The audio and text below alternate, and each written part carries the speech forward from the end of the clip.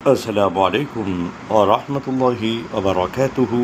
அன்பு உறவுகளே, கவலை இரண்டு வகை.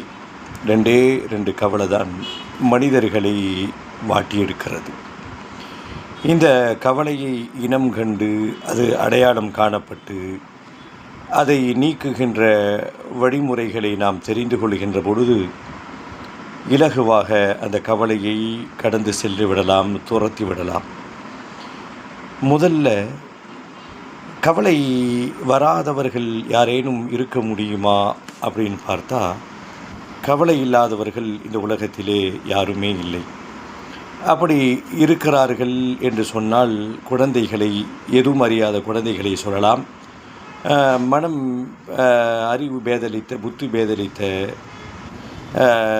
அவர்களை சொல்லலாம். இந்த இரண்டு சாரார்களை தவிர மீது எல்லோருக்கும் கவலை இருக்கிறது. அது எல்லோருக்குமான சொத்து என்பதை புரிந்து கொள்வோம். கவலைகள் இரண்டு வகை.